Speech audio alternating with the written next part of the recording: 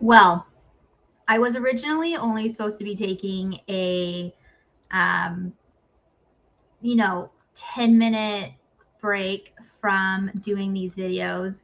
And I was still going to be doing them over the holidays. And now it's February, and I haven't done one since November.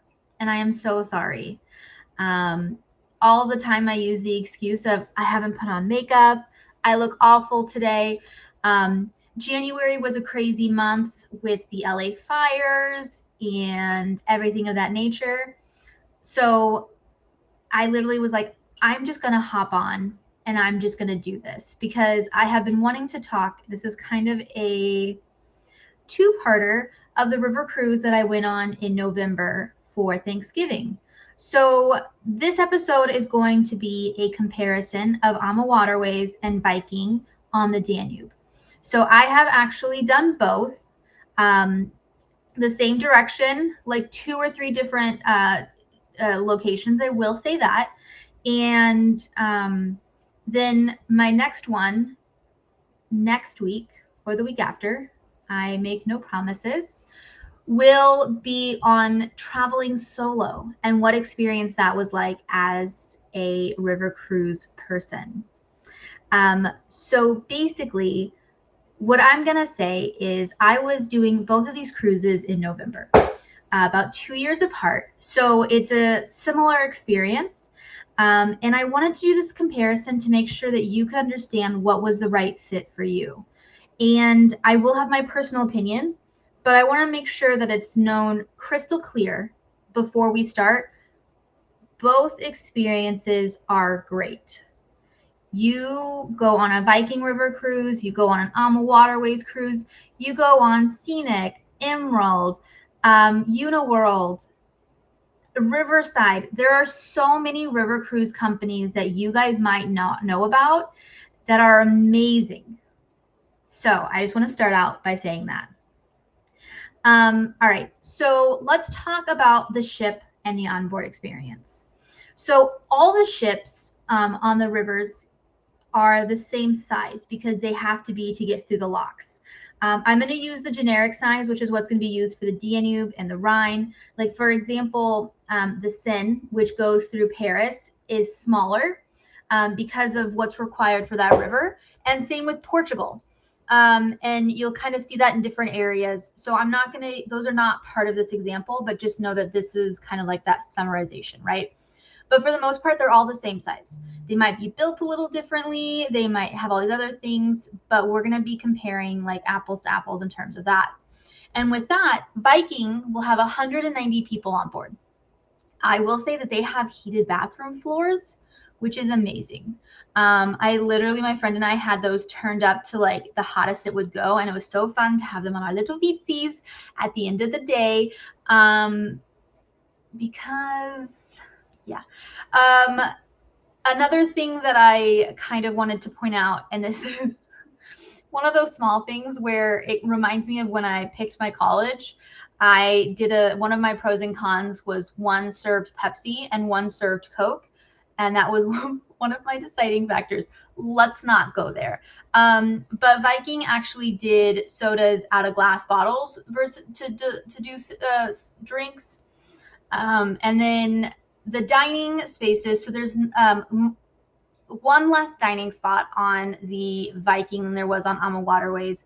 Amawaterways actually has a chef's table, which is included in at least one night for every person. And it's a super fun experience where you get a 7-course meal and you get to kind of experience all the different things. It changes every night.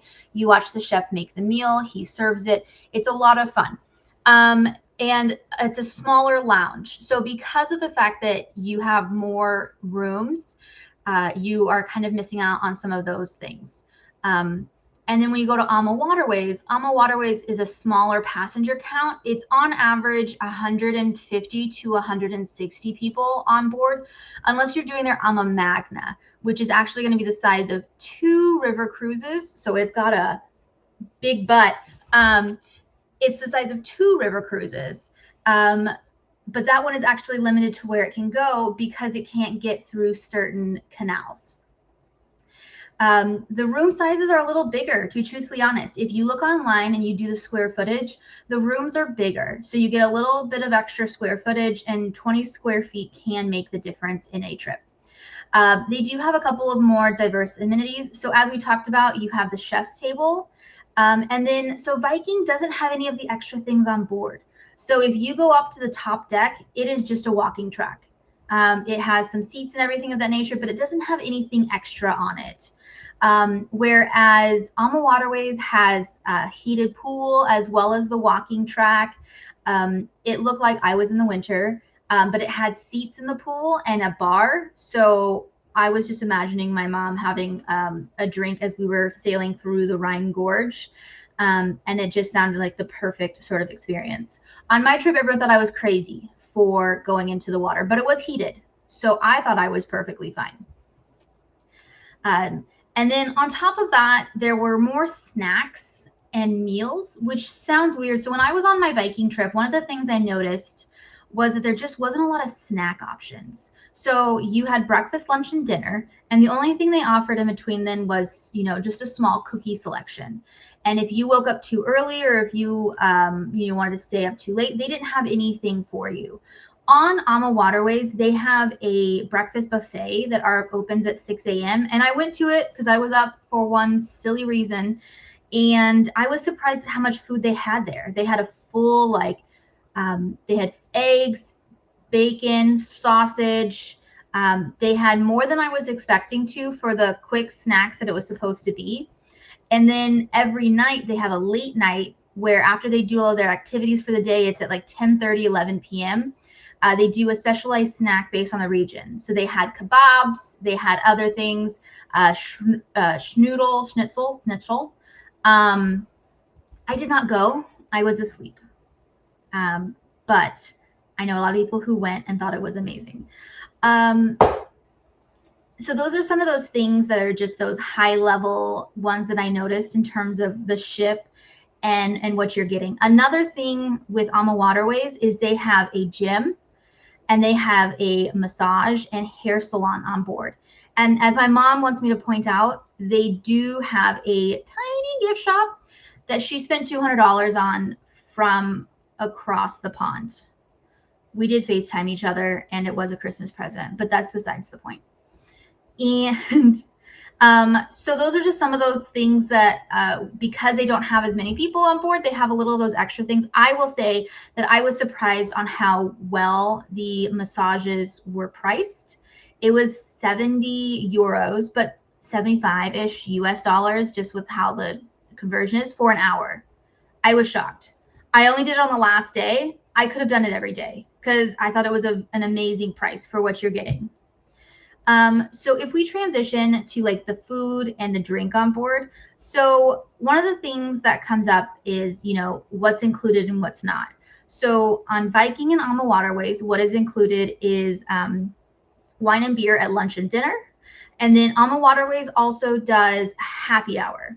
So the hour before dinner, when they have everyone come on and the tour director is giving an overview of the next day or highlighting some of those things, on Viking, you have to pay for your drinks. On Amawaterways, it's included. So those are just a small differences. Another thing that was brought up is that Viking has the same wine selection throughout the entire cruise. So the 4 free wines that are included the first night are going to be throughout the entire 7 days. Where Amawaterways does regional wines that are updated daily. And there's some really proud of their wines, because every night they will come out and they will give you the whole spiel on how we passed that winery 45 minutes ago, and that's why we're doing it, and it pairs well with our dinner. And so those are just those like small touches that you don't notice until you've actually been on both. I will say that the food, they're both pretty similar and both really great qualities. Viking had a more less like Viking's food was more catered to the American, right? So they had their everyday menu, and then they had, you know, the regional. I felt like Amawaterways went a little bit more different or exciting with their regional, which I always didn't like, because I am also a steak and potatoes girls, and I ordered ribeye steak more than half of the days on the cruise. But I did try some other things as well, okay? Just want to point that out for everyone. And then when it comes to excursions, this is where you're going to see a difference as well. So Viking includes an entry level tour. So in every single stop that you go, you're going to get an entry level tour onto what this location is. So like if you're going to go to Budapest, is going to be an introductory tour. You're going to see what's going on. And it's going to be about an hour and a half to 2 hours. And then excursions like to Salzburg or any of those specialty tours are going to come at an additional cost. So for example, on Amawaterways, we were able to go to Salzburg for included into the price. And that would have cost about $250 on Viking. So if you are someone who wants to just do an hour, hour and a half tour and explore for the rest of the day, Viking is 100% your brand, because they have a great value when you get on. Like the price of the cruise is going to be much more affordable because you're not getting these extras. And that's perfectly fine, because if you're not going to use them, there's no point in doing them. So I just want to say that on that front, because I have clients who love Viking because they want to just do like an hour and a half, 2 hour tour to kind of get a handle on the city. They'll talk to the tour guide on the best next stop to go. They will kind of do that stuff. And then they love to be on their own. So if that is what you want to do, I definitely recommend that Viking trip for you. And so with Amawaterways, they have multiple options. So they usually have 2 or 3 options in the morning, and then they even have afternoon tours that are included. So 95% of all excursions are included on an Amawaterways cruise. And the only ones that aren't there was one excursion on our cruise that was not included. And that was a Mozart concert, which I wasn't interested in. I went to the Christmas markets and went shopping instead.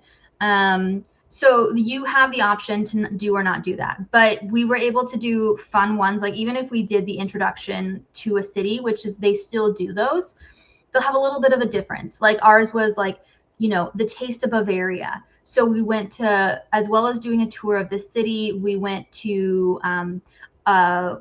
a beer spot. We tried pretzels. We went to these famous cookies that were there, and kind of just got like a good overview of the area. And then in the afternoon, we went to an exclusive Christmas market where it actually costs about it costs money to get into the Christmas market, and it's at the grounds of a palace. So you learn the history of the palace, you kind of get that sort of thing, and then you get to kind of explore as well as doing the Christmas markets there for a Christmas market cruise. And I will say, Amawaterways does an amazing job with Christmas markets. The ship is completely decked out, and they do a bunch of surprise and delights along the way. So, for example, on one of the days, they celebrate St. Nicholas Day. So you leave out a shoe in front of your room. And if you've been good, you get chocolate. And if you've been bad, you get coal. I got coal. No, I'm kidding.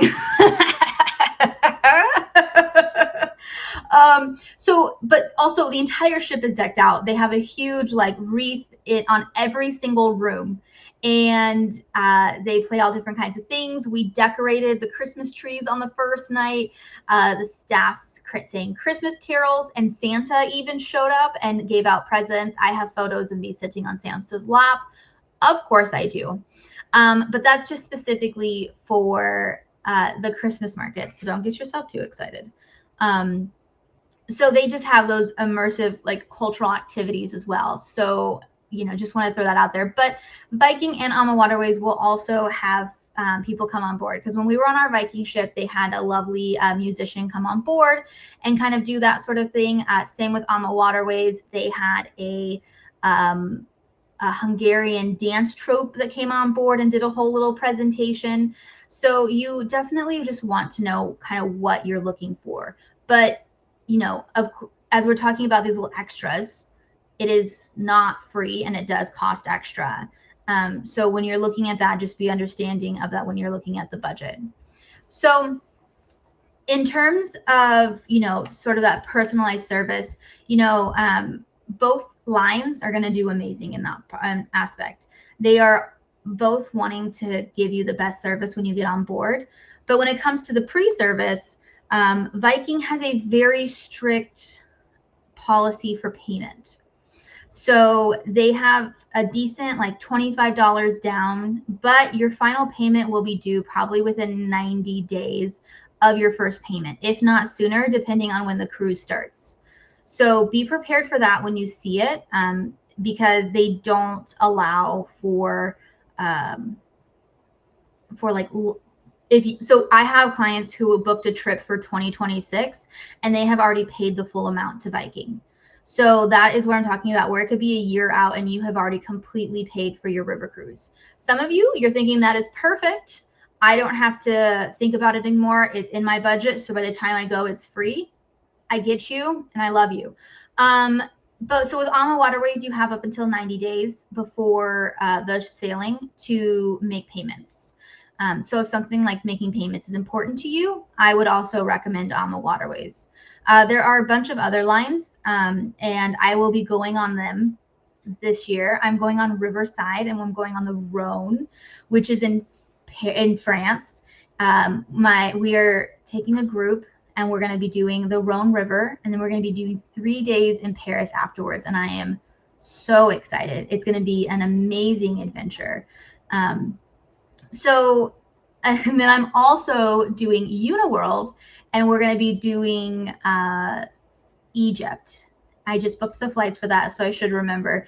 We're doing Egypt for New Year's. New Year, New Nile is kind of what I'm, New Year's on the Nile. I don't know. New Year's on the Nile makes it sound like I'm going to be in a murder mystery. So I don't know if I want to go full out for that title, but that is what I am thinking.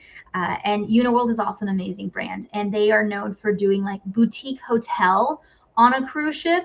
So they're very much, it's just absolutely gaudy and over the top in the place, but also all of the excursions are included, and you even have unlimited drinks throughout the entire trip, not just at lunch and dinner and at the happy hour. So again, I will be going through these as we move forward throughout the months and the year, kind of highlighting those differences, because as I said, I'm doing Riverside, and Riverside is a 6-star luxury cruise line. It is top of the line. They have butlers for every person, and you could literally have them serve you caviar in your room for breakfast. I don't know if I'm that fancy for the caviar, but for the butler, absolutely. And their entry-level room on the Rhone and the Rhine is going to be a French balcony. And so an absolutely amazing experience if anyone is interested in that.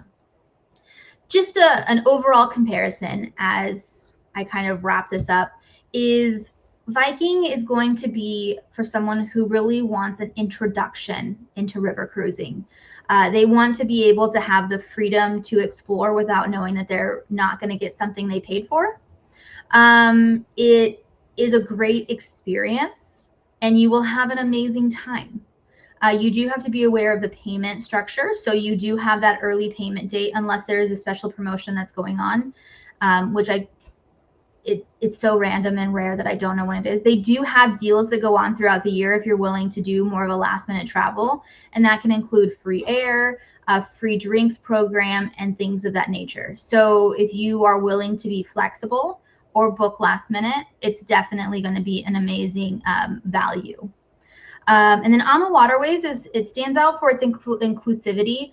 I'm going to say what I call it as like quiet luxury. So it's those people who want to have those extra special touches, but they don't want it to be like obnoxious or ostentatious. They're looking for somewhere where they can just relax. It feels homey, but you're still getting a good value and a great like product. And they have just those thoughtful touches as we talked about in the trip. So with that, I just want to say that I am so excited to be back on here. I'm hoping next time I don't look like a drowned rat, but that is a whole different thing. As we talked about, I will do these comparisons even without going on the ships because I have been doing so much research on all these river cruise lines because I want to make sure that I can give you the best value for your money. And that doesn't include always doing the best price or the most inexpensive, but I want to make sure you're getting the best value for it. So if we're talking about inclusions, I just see Winston-Salem in the background. If we're talking about the inclusions that are included, if we're talking about whatever. So I just want to make sure that you know that I am always on your side and I want to make sure that you're getting that best value. And so if you have any questions or anything that you specifically want to hear next, please let me know and I will do research on it or we can talk about it because I didn't even get into like all of the ports that I went to. So next time we'll talk about going solo and what that looks like and how I felt, what was, you know, the extra inclusions for that. And then we can start going through some of the ports that I went to, my favorite things that I did, and just some history about the areas. So with that, I will let you go. Thank you so much for listening. And if you have any questions, please do not hesitate to DM me or, you know, scream it from the rooftops. I'm sure I'll hear it. All right. Poodle out.